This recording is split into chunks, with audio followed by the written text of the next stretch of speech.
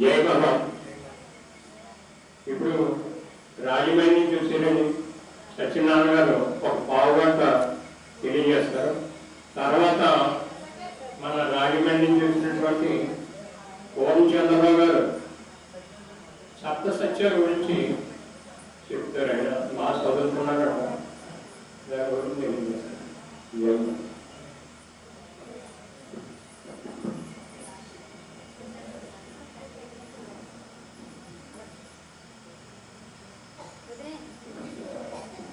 తర్వాత గురుదేవుల కేసకు ఒక పావుగా చేసి 3:30కి ఆరతి కార్యక్రమం.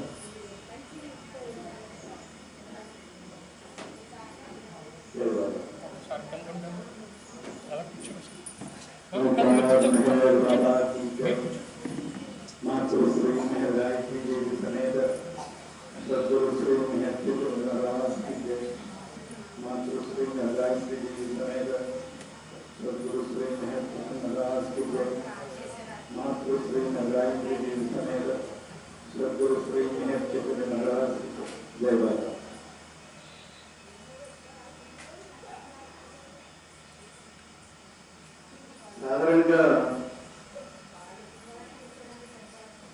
ఇక్కడ ఉన్న వాళ్ళు 3 రకాలుగా ఉంటారండి. ఇక్కడ ఒకళ్ళు భక్తులు, రెండవ భక్తులు, మూడవ ప్రేమికులు.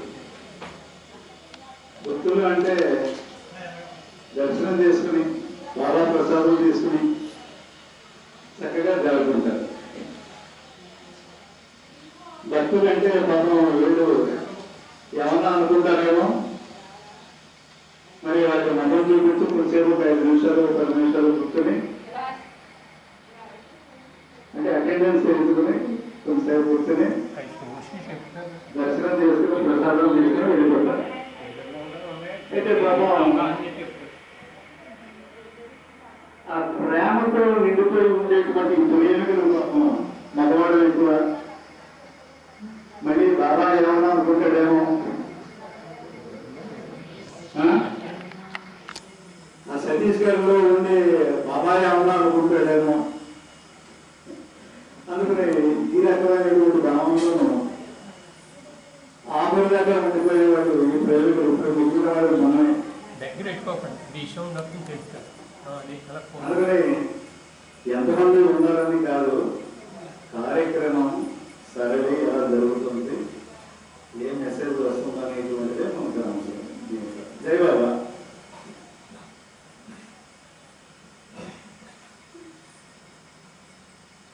అధ్యక్షత వహించినటువంటి అవతార మెహర్ బాబా వారికి,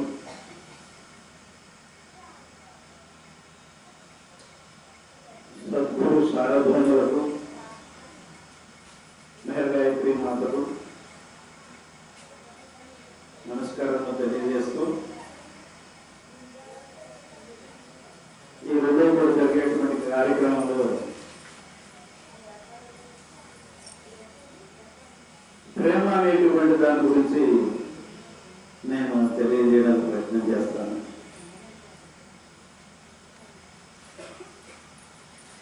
పరిణామంలో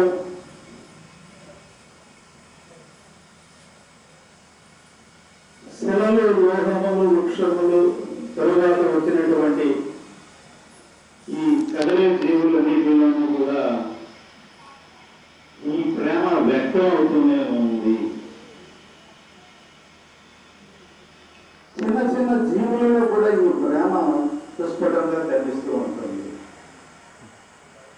మీకు కనబడేటువంటి జీవులు ఉన్నాయనుకోండి, ఎక్కడన్నా పంచదార కనపడాలంటే అది తను ఒక్కటే తినకుండా తన పరివారాన్ని అంతా కూడా ఎక్కడుంటాయో ఏంటో తెలియదు మనకి. కొన్ని లక్షల చేమలు వచ్చేసి అన్ని కలుపుకునే తీసుకుని అవి చక్కగా పంచుకుంటాయి. అలాగే ఒక పెద్ద ఏనుగులు ఉంది, ఏనుగే అంత ఉన్నది. దానికి ఎక్కడైనా ఒక చెరువు తోట కనపడ్డామనుకోండి, తన ఒక్కరితో రాదు, ఆ పరివారాన్ని కూడా అంతా తీసుకొచ్చి ఎందుకు ఏదో ధ్వంసం చేయడానికి కాదు, వాటి పార్టీ ఆకలిని తీర్చుకోవడానికి నేను ఒక్కడనే ఆకలి తీర్చుకోవడం కాదు, నావారు నాతో ఉండేటువంటి ఈ పరివారం అంతా కూడా వారందరి ఆకలి తీర్చేయాలనేటువంటి ప్రేమ వాటిలో వ్యక్తమై ఉంటుంది. ఒక తేనెటీగ మొదలుకోండి, ఎక్కడో కొన్ని మైళ్ళు దూరం వెళ్ళి అక్కడ పువ్వుల సమూహం ఎక్కడన్నా చూస్తే అది అక్కడ మదనంలో అది ఒకటే పీల్చుకుందండి. మళ్ళీ వెనక్కి వచ్చి ఆ పరివారాన్ని అంతా తీసుకునేది. మరి ఇక్కడ ఎంత విశాలమైనటువంటి తోటలు ఉన్నాయి మనకి. ఒక 2 నెలలు 3 నెలల దాకా ఆహారం మనకి కొరత ఉండదు, ఎక్కడికా తిరగాల్సిన అవసరం లేదు, మనం అందరం ఎక్కడికో వచ్చేద్దాం, మీరందరూ దండి అనేసి పిలుస్తారు. అంటే ఈ రకంగా ఏ జీవిలో చూసినా ఈ ప్రేమ వ్యక్తం అవుతుంది. కానీ ఈ మానవ స్థితికి వచ్చేటప్పటికి ఈ ప్రేమ వ్యక్తం కాకుండా నేను నాది నావారు అనేటువంటి దానితో తాదాత్మ్యత చెంది ఈ ప్రేమ లుప్తమైపోయింది, వ్యక్తమై లేదు, వ్యక్తం కావడం లేదు. అంటే నువ్వు నాకు ఏదైనా ఇస్తావంటే దాని గురించి ఆలోచిస్తుంది తప్ప ఏది తీసుకెళ్ళాలి, ఏది పొందాలి వాడి దగ్గర నుంచి ఈ రకంగానే ఆలోచిస్తున్నాము మనసు తప్ప వాడికి ఏదైనా బెనిఫిట్ ఉంటేనే వాడి నుంచి ప్రేమ వ్యక్తం అవుతుంది, లేకపోతే ఈ ప్రేమ వ్యక్తం కాదు.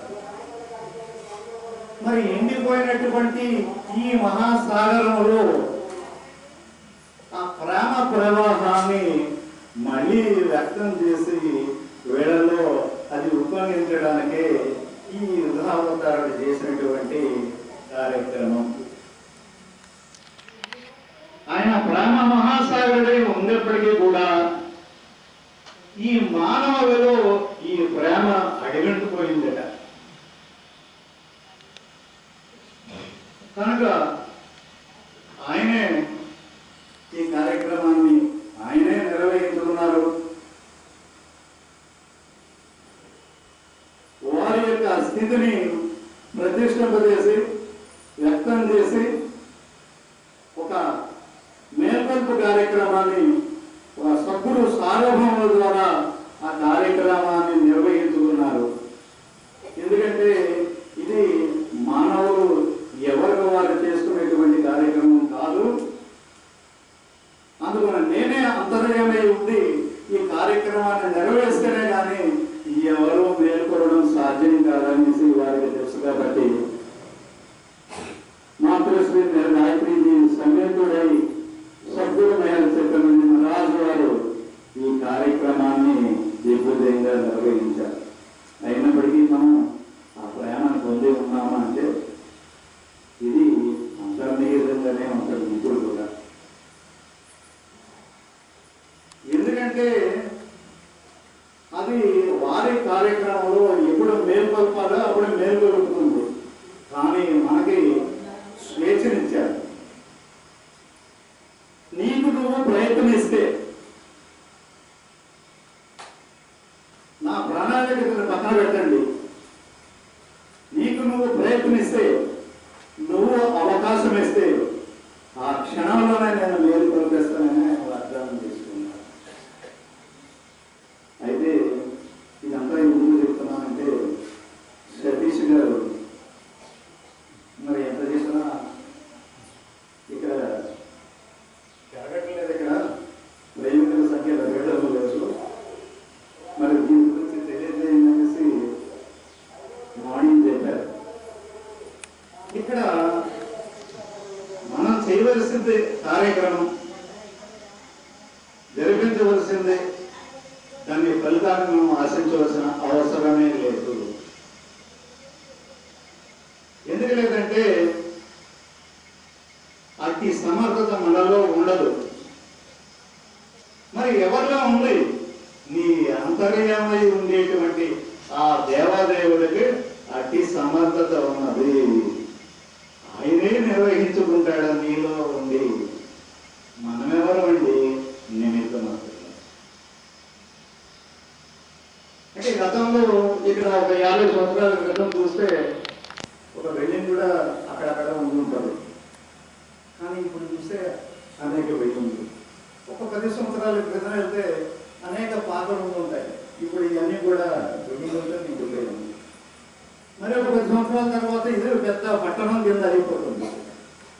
అలాగే 10 మందితోటి ఏదైంది, ఇప్పుడు ఒక 200-300 పరిమితుల దాకా వచ్చేసారు. మరి ఇది సరిపోదు కాబట్టి వాళ్ళ మనసులో ఇంకా ఇరుకుగానే ఉంది బాగా ప్రవేశించడానికి. ఇక్కడ ఒక 1000 మంది కూర్చునే అవకాశం ఏమైనా మీరు ఇవ్వగలిగితే వారందరూ ఇక్కడే వచ్చేస్తారు. అంటే మనలో ఆయన వ్యక్తం కావాలట ముందు. ఇదే కాన్స్టెంట్ కంపెనియన్ గా చేసుకోవాలి అనేసి తెలియజేశారు. ఏంటి కాన్స్టెంట్ కంపెనియన్ గా? అనేక మంది చెబుతున్నాం, ఎప్పటి నుంచో చెబుతున్నాం. గురుదేవులు దాని గురించి చాలా చక్కగా మనకి వివరణ ఇచ్చారు. కాన్స్టెంట్ కంపెనియన్ అంటే నిత్య సహచరణ చేసుకోవాలి. కానీ నిత్య సహచరణ చేసుకునేయడానికి నాకు నీ హృదయంలో లేచి ఇవ్వడం లేదు. నువ్వు అంటున్నావు ఏదో మతస్థుడికి నేను ప్రేమిస్తున్నాను, నాలో ప్రవేశించు అని. ఎక్కడండి నిత్య సహచర్యమో?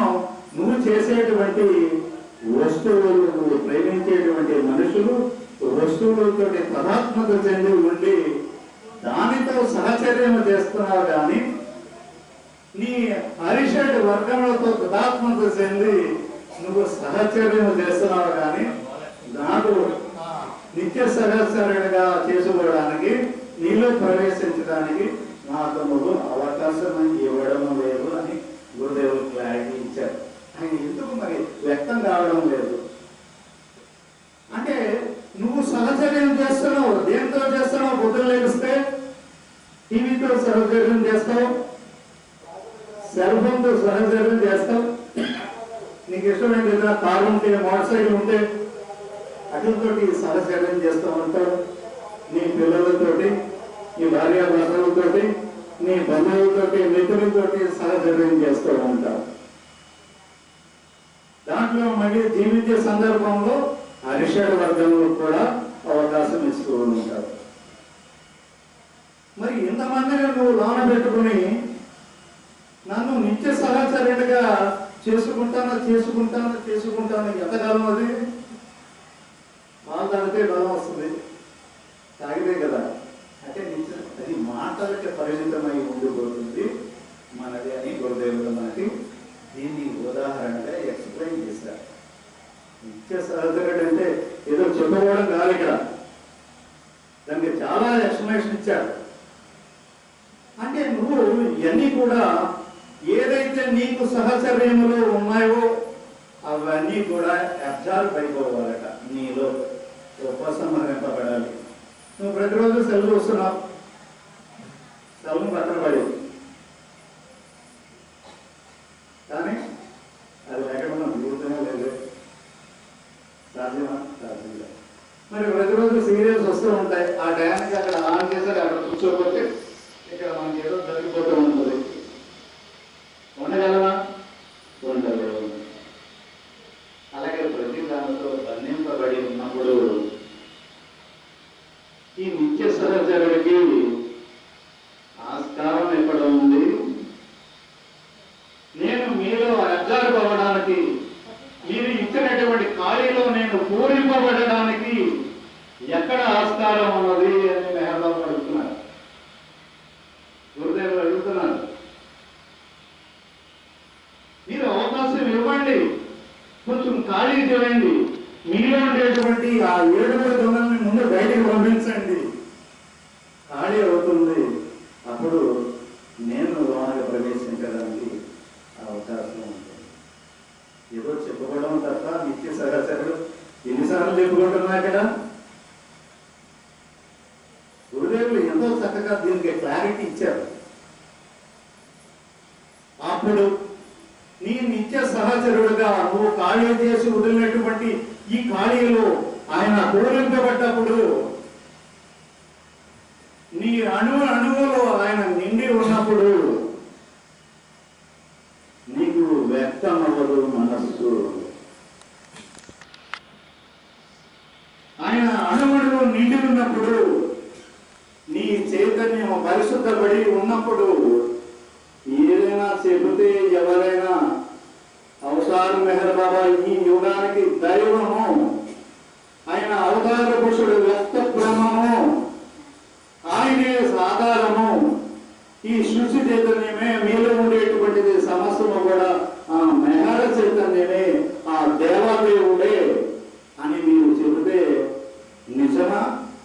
మరి నాకు ఇంతకాలం తెలియలేదే, నేను ఎంత మాయ నిద్రలో ఇంతకాలం నిద్రపోయానే, నిజమా అని ఆకర్షించబడతారు. అంటే ఎక్కడ ఉన్నదండి ఇక్కడ లోపం? మీలోనే ఉన్నది, నాలోనే ఉన్నది. మీలో కదా, ఇందులోనే నేను కూడా నాలోనే ఉన్నది. గతంలో నేను చెబితే రిసీవ్ చేసుకునేవారు కాదు. ఇప్పుడు నా దగ్గరకు వచ్చి కూర్చోవడానికి ప్రయత్నం చేసినప్పుడు ఎవరన్నా అక్కడ అవకాశం ఇస్తే కనీసం ఒక 20 నిమిషాలు నా దగ్గర ఉన్నారంటే అయిపోయినట్లే. మేఘల ప్రేమతో వాళ్ళు కంటామినేషన్ అంటారు, ప్రేమ కంటేజియస్ అంటారు. కంటేజియస్ అంటే అంటువ్యాధి కాదు. ఈ అంటువ్యాధిని అలా కొంచెం అంటించేస్తాను. తర్వాత వాళ్ళు కూడా దీని గురించి ఆలోచించడం మొదలెడతారు. ఏమంటే మీరు చెప్పారు, చాలా బాగా చెప్పారంటే, ఎక్కడన్నా కార్యక్రమాలు ఉంటే మొదలు పిలవండి అంటూ ఫోన్ చేస్తూ మొదలెడుతున్నారు. అంటే ఏంటి, ఏదో కొంచెం వ్యక్తం అయ్యేది, ఇంకా పూర్తిగా వ్యక్తం చేస్తే మీరే తలాస్య అంటారు.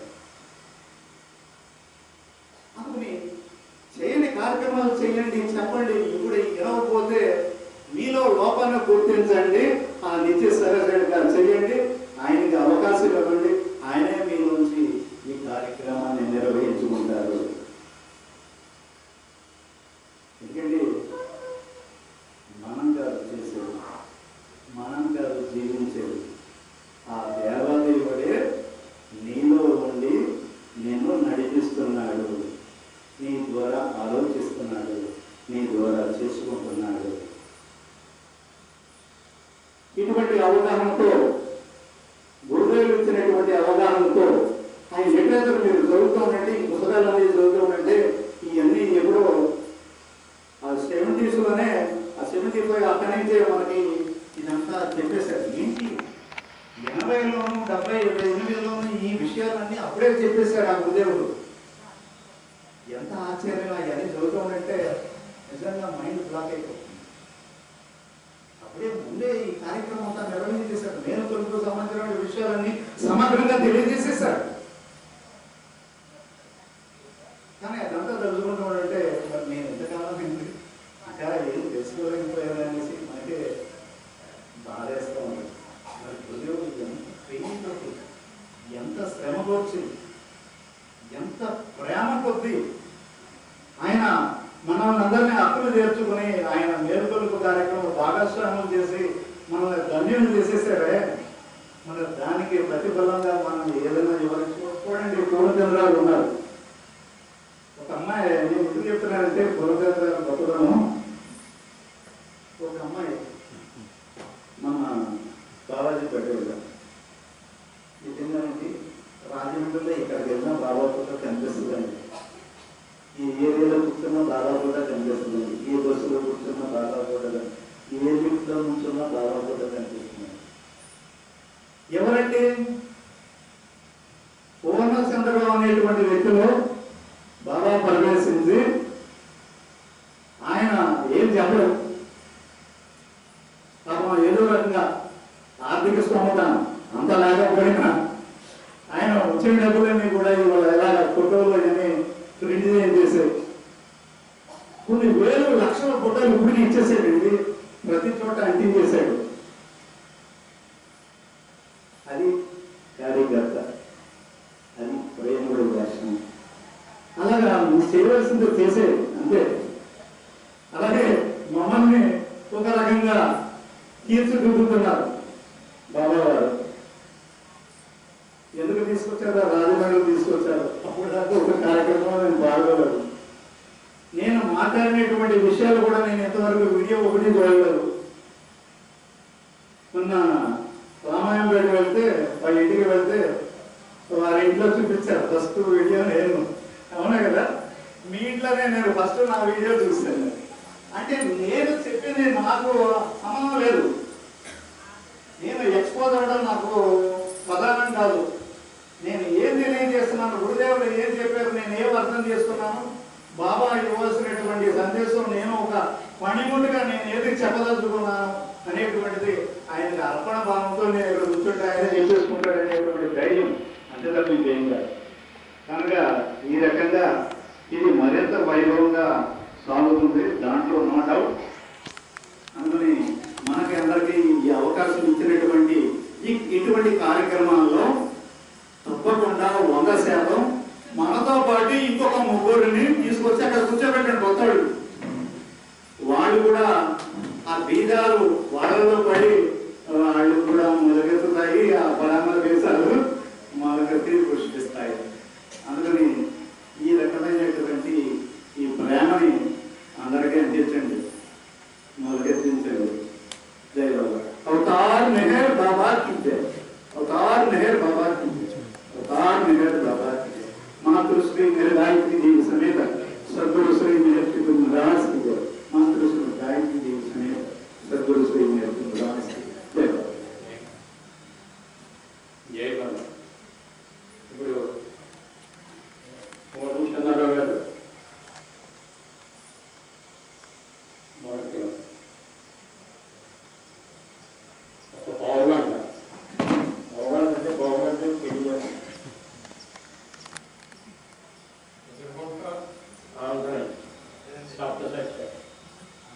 ఎలాగ అవగాహన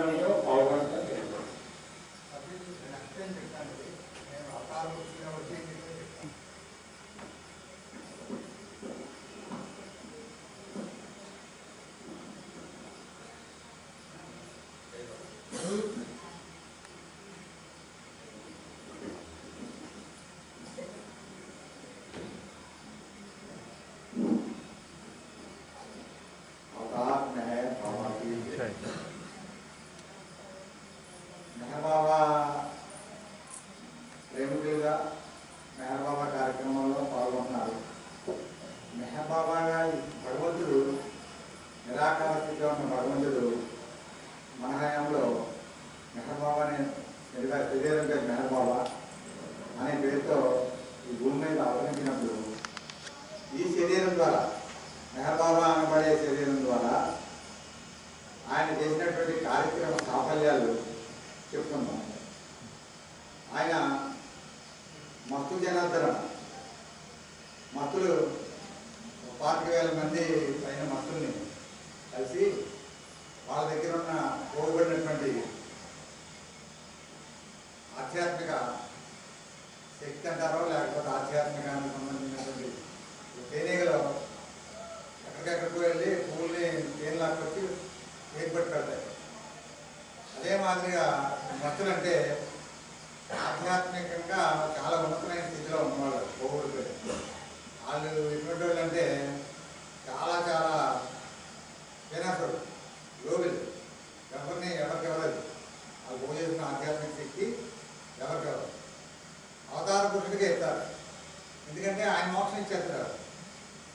ఈ పోగుబడినటువంటి ఆధ్యాత్మిక శక్తి నేను పట్టుకున్నాం కదా, ఒక 25,000 మంది పైన కలిసి వాళ్ళ దగ్గర ఉన్న ఏర్పట్లు అదే ఆధ్యాత్మిక శక్తిని మార్పుని సృష్టికి వదిలేశారు.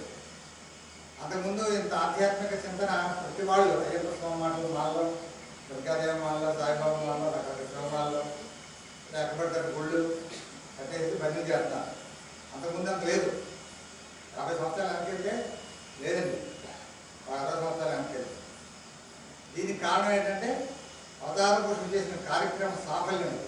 ప్రతి వాళ్ళు వాళ్ళకి తెలిసిన రీతిలోనో వాళ్ళకి తెలిసిన పరిధిలోనో భగవంతుడిని సేవించుతారు. అందులో అవతార పురుషుడు ఏంటంటే మెహర్ బాబా మార్గం హైయెస్ట్, చాలా సులభసేది, డైరెక్ట్ భగవంతుడిలో వెళ్ళిపోవడానికి అవతార పురుషుడు తప్ప రెండవకి ఇంత ధైర్యం, ఇంత అధికారం లేదు. ఆ రకంగా అనంత చైతన్యం, అనంత శక్తి ఈ శరీరం ద్వారా మొత్తం కలిసి సృష్టి అంతటికి ఈ ఆధ్యాత్మిక శక్తిని వదిలేశారు. అలాగే నవజీవనం చేశారు. అంతకుముందు నాకు తెలిసిన, నా హయాంలోనే నాకు తెలిసిన పరిధిలో చాలామంది ఇళ్లలో అగ్గేస్తున్నారు కాదు. కొంతమంది ఏం చేశారంటే పరువు కోసం రెండు పొలంలో అగ్గించు పొగొస్తే తాటకెళ్ళిగా ఎక్కువ. అంటే అలా నవజీవనం చేసి పేదరికం నిర్మూలన చేశాడు. ఆయన కార్యక్రమం సాఫల్యం. అలాగే కుష్ఠవ్యాధులు ఎక్కువ మంది ఉండేవారు, పేషెంట్లు ఎక్కువ వచ్చేవారు. కుష్ఠవ్యాధుల కేటగిరీ ఆ కాళ్ళకు మొక్కారు. కుష్ఠవ్యాధికి మందు దొరికింది, తగ్గిపోయింది, కుష్ఠవ్యాధి తగ్గింది. అలాగే ఇవాళ క్రికెట్ ఆడుతున్నారంటే బాబా గారు క్రికెట్ సింబాలిక్ ఆడారు. ఇవాళ వరల్డ్ వైడ్ ఆట క్రికెట్. అలాగే ఈ టెక్నాలజీ ఇంత అడ్వాన్స్ అయిపోయింది అంటే ఆయన శరీరం ద్వారా చేసిన కార్యక్రమం సాఫల్యాలు. ఏం జరిగినా సరే అవతార పురుషుడు సింబాలిక్గా చేశాడు. ఆ సింబాలిక్గా చేసింది మనం ఎంజాయ్ చేస్తున్నాం. ఇద్దరికి వెళ్ళాలంటే, ఊరు వెళ్ళాలంటే రాయమండ్రి, ఇక్కడి నుంచి రాయమండ్రి వెళ్ళాలంటే 5-6 గంటలు పట్టేది. ఇక్కడి నుంచి వెళ్ళాలి. ఇవాళ ఒక్కొక్క నిందాక 35 నిమిషాలు వచ్చారు రాయమండ్రి. రోడ్లు, వాహనాలు, టెలిఫోన్లు, టీవీలు, ఇలా ప్రతిదానికి మిషనరీ. ఇంట్లో మిక్సీ మిషనరీ, బట్టలు కరెక్ట్ మిక్సీ, వాషింగ్ మిషన్, ఇలాంటి టెక్నాలజీ అంతా వచ్చిందంటే మెహర్ బాబా గారు చేసినటువంటి కార్యక్రమానికి సంబంధించి దాని సాఫల్యం మనం ఎంజాయ్ చేస్తున్నాం. ఇది గుర్తించట్లేదు. ఇది గుర్తించి జీవిస్తే దాని ఆనందం, దాని గొప్పతనం చాలా ఇదిగా ఉంటుంది. అలాగే ఈ అవతార పురుషుడు భగవంతుడిని ప్రార్థించడానికి ఆయన డిక్టేట్ చేశాడు ప్రార్థనలో. ఆయన డిక్టేట్ చేసి ఆ ప్రార్థన చేసేటప్పుడు ఆయన కూడా అందరితో పాటు నుంచుని ప్రార్థన చేయించారు. అంటే మనం చేసే ప్రార్థనలో మోస్ట్ పవర్ఫుల్, మామూలుగా కాదు.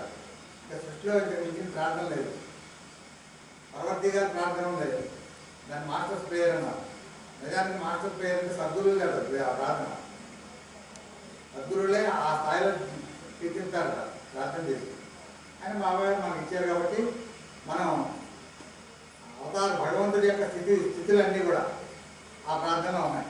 నువ్వు అదే ఉన్నావు, నువ్వు ఇదే ఉన్నావు, నువ్వు అంతగా ఉన్నావు, నువ్వు గాంధీ అని చెప్పేసి అందులో కీర్తిస్తున్నావు భగవంతుడు. ఏ మతస్థులకి, ఏ దేశస్తులకి, ఏ సంప్రదాయాలకి, ఏ కులస్తులకి ఆ ప్రార్థన అడ్డులేదు. అది భగవంతుడిని కీర్తించే ప్రార్థన. రెండో ప్రార్థన పశ్చాత్తాప ప్రార్థన. పశ్చాత్తాప ప్రార్థన చదువుకు వెళ్ళిపోతారు. ఆ పశ్చాత్తాప ప్రార్థనలో ఉన్నటువంటి మీనింగ్స్ నిజ జీవితంలో అమలు చేయగలిగితే ఇంకంతకు మించిన ప్రార్థన లేదు. తప్పప్పుడు క్షమించుకొని అడుగుతున్నాం. తప్పకుండా తప్పే ప్రతి మానవుడు మా అందరం కూడా శిల్పాలం కాదు, మనం జీవించిన ద్వారా చెక్కడం ద్వారా శిల్పాలు అవుతాం. అంచేత ఒకసారి అడుగుతాం, తప్పు చేశాం కాబట్టి ఒకసారి క్షమించాలి దేవుడు. మరి రెండోసారి కూడా అలా చెప్తేలేదా? అంచేత పశ్చాత్తాప ప్రార్థన మన తప్పుల్ని దానిలో ఉన్న మీనింగ్ తీసుకుని జీవితంలో అమలు చేస్తే ఏ పుస్తకం, ఏ గ్రంథం చదవట్లేదు. పైపెచ్చు అది ఇచ్చింది సాక్షాత్తు అవతార పురుషుడు ఇచ్చాడు. భగవంతుడిగా ఏం సహాయం చేయడట గురువులు చెప్పారు. అవతార పురుషుడిగానే చేయాలి, లేకపోతే సద్గురువుగా చేయాలి. మన అలాంటి అవకాశం మనకు ఇచ్చినప్పుడు మన ఆంధ్ర సెంటర్ వాళ్ళైతే కంచెంగా 7 గంటలకి, పొద్దున 7 గంటలకి, సాయంత్రం 7 గంటలకి ప్రార్థన చేస్తుంటారు. చేస్తున్న వాళ్ళు దాని మీనింగ్ తెలుసుకుంటే ఎంజాయ్ చేస్తారా? కాన్సన్ట్రేషన్ భగవంతుడి మీద ఉండగా మొక్కుబడిగా టైంకి వెళ్ళాలి కాబట్టి తగ్గారు. అయితే బాబా గారు ఇచ్చారు ప్రార్థన ఎలా ఉండాలంటే ప్రయత్నకృతంగా ఉండాలి. ఏ టైం అయినా పర్లేదు. అంటే మెహరాబాద్ సమాధి దగ్గర పొద్దున 7, సాయంత్రం 7. ప్రపంచంలో ఎక్కడున్నా సరే పొద్దున సాయంత్రం సంబంధం లేదు. అక్కడ 7 చేస్తారు, ఇక్కడ 7 చేస్తారు. అమెరికాలో 7 అయితే ఇక్కడ 7, రాత్రి 7 అవుతుంది, పొద్దున 7. ఆ రకంగా 7 గంటలకి ప్రార్థన చేసుకుంటున్నాను. అది కాకుండా ఆధ్యాత్మిక గ్రంథంలోని దీవుకున్న మెహర్ బాబా, అందులో బాబా గారు ఇచ్చారు ప్రార్థనలో నీ అంతా నీకు లోపల నుంచి వచ్చేయాలి. వెలుగుకుంటూ అయ్యత్నబద్ధంగా ఉండాలి. అదేదో ఒక టైం చేయాలి, అదేం అది అక్కర్లేదు. ఎన్నిసార్లనే చేసుకోవచ్చు రోజుకి. నిరంతరం భగవంతుని స్మరించమన్నాడు. నిరంతరం స్మరించడం ద్వారా మనం దోమతెరలా కట్టుబడుతుంది. భగవంతుని నిరంతరంగా స్మరించడం అంటే దోమల నుంచి మనం ఎలాగైతే దోమతెర ద్వారా రక్షించబడుతున్నామో ఇది ఆటోమేటిక్గా అప్లికేషన్. అంటే దోమతెరలాగా మన నిరంతరం నామస్మరణ మన చుట్టూ సంస్కారాల నుంచి బయట చేయాలి. కాబట్టి నిరంతరం ఏ పనిలో ఉన్నా ఇంట్లో స్త్రీలు వంటలు చేసుకోవచ్చు, ఇల్లు చూసుకోవచ్చు, బట్టలు చూసుకోవచ్చు, ఏ పనిలో ఉన్నా సరే లోపల మాత్రం నామస్మరణ చేసుకోవాలి. నామస్మరణ ఎందుకోసం చేసుకోవాలంటే సంస్కారాల నుంచి బయటపడాలంటే నామస్మరణ అంతా వజ్రాయం, అది వజ్రాయం నామస్మరణ ఆపేస్తుంది మొత్తం సంస్కారాలు మనం చూసుకోలేదు. అంచేత నామస్మరణ ఎలా చేయాలంటే మనం శ్వాస పీల్చున్నాం కదా, బ్రీతింగ్ మనకు పని ఉంది కదా అని ఒక గంట సేపు శ్వాసనే టైం చూడొద్దండి. ఇంకా బాగుంట అవ్వలేదు, బాగుంటారు చూస్తాం గడియారు పైన శ్వాస పీల్చున్నాం కదా, మనం పని ఉంది కదా అనిపిస్తే ఒక అరగంట శ్వాస ఆపేసి ఆ పని అయిన తర్వాత శ్వాస పీల్చుకుంటే ఎలా ఉంటుంది ఉంటామా మనం సరిపోతాం. అంచేత అలాగని మనకి శ్వాస అడ్డుతుందా, అడ్డు రావట్లేదు. శ్వాస దాన్ని పని చేసుకుంటుంది, మన పని మనం చేసుకుంటాం. ఆ మాదిరిగానే నామస్మరణ చేయాలి. కొత్తలో కొంచెం అలవాటు ఏముందో మనం అలవాటు చేయగలిగితే అక్షరాభ్యాసం చేసే పిల్లడు వెంటనే విద్య అందంగా ఒక నెల రోజులు, 10 రోజులు, 15 రోజులు, 2 నెలలు అక్షరాభ్యాసం చేస్తాడు, అక్షరాలు దిద్దుతాడు. అదే మాదిరిగా నామస్మరణ ఎప్పుడైతే దృష్టి పెట్టారో ఆటోమేటిక్గా చేసుకోవాలి. ఆటోమేటిక్గా ఎందుకు చేసుకోవాలట? నామస్మరణ చేస్తూ కనుక శరీరం విడిచిపెడితే భగవంతుడిలోకి వెళ్ళిపోతాం. శరీరం విడిచిపెట్టే టైంకి మనం ఏ కండిషన్లో ఉంటాం తెలియదు. కొంత బాగోపోవచ్చు, కోమలా ఉండొచ్చు, శరీరం సహకరించకపోవచ్చు, ఇలా రకరకాల సమస్యలు ఉండొచ్చు. అంతే బాబాయ్ ఏం చెప్పారు, ఆ టైంలో మీరు చేయలేరు కాబట్టి ఇప్పటి నుంచి అలవాటు చేసుకోండి అని నామాంకితం అని సందేశంలో చెప్పారు. ఇప్పటి నుంచే మొదలు పెట్టండి. కనీసం 14 సార్లు అయినా చేయండి, లేదంటే ఒకసారైనా చేయండి. ఒకసారి అంటే ఒకసారి మెహబాబాకి చేయండి సరిపోదు. అలా కాకుండా అంతరాంతరాల్లో ఒళ్ళంతా పలకరించుకోవాలి. ఒకసారి చాలు. ఆ నామస్మరణ ఎందుకు చేయాలంటే అభ్యాసం ఇప్పటి నుంచి చేస్తే చివరి దశలో మనం ఏ కండిషన్లో ఉంటామో తెలియదు. కాబట్టి నామస్మరణ చేస్తూ కనుక బయట కనబడక్కలేదు శబ్దం, లోపల అలవాటైపోతుంది కదా, ఆటోమేటిక్గా భగవంతులో వెళ్ళిపోతారు. అదే పుణ్యాత్మ ఉందనుకోండి, వెంటనే శరీరం విడిచిపెట్టిన వెంటనే ఇంకో దగ్గర పుట్టేస్తారు. వెంటనే లేట్ ఉండదు. యావరేజ్ పుణ్యాత్మ ఉందనుకోండి 30-40 గంటల్లో వదిలిపోతారు. ఎటువంటి పాపాత్ముడు దుర్మార్గుడైనా సరే శరీరం విడిచిపెట్టిన తర్వాత 72 గంటలు దాటి ఉండడం, ఇంకో దగ్గర పోతారు. మన మతాచారాల్లో కర్మకాండలు ఏర్పాటు చేశారు. 11వ జనం ఇలాంటివన్నీ పెట్టారు. వాళ్ళు బతుకున్నప్పుడు వాళ్ళకి అందించేది వాళ్ళకి చెల్లుతుంది. జీవించున్నప్పుడే వాళ్ళకి మంచిగా ఇచ్చినా, కాఫీ ఇచ్చినా, పాలు ఇచ్చినా, భోజనం పెట్టినా వాళ్ళకి చెల్లుతుంది.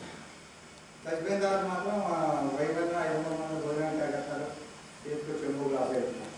వాళ్ళకి సంబంధం లేదు, వాళ్ళకి చెందదు. అంచేత ఉన్నవాళ్ళు ఇళ్లలో ఉన్నవాళ్ళు పెద్దవాళ్ళు ఉంటారు, కొంచెం ఆరోగ్యకరంగా ఉన్నవాళ్ళు పర్వాలేదు, అనారోగ్యంగా ఉన్నవాళ్ళు సేవ చేయండి. నారాయణ సేవ, భగవంతుడు సేవ చేసినట్టే, విసుకోకుండా మన ఇళ్లలో ఉన్న వాళ్ళకి చేసుకోవాలి. చేసినప్పుడు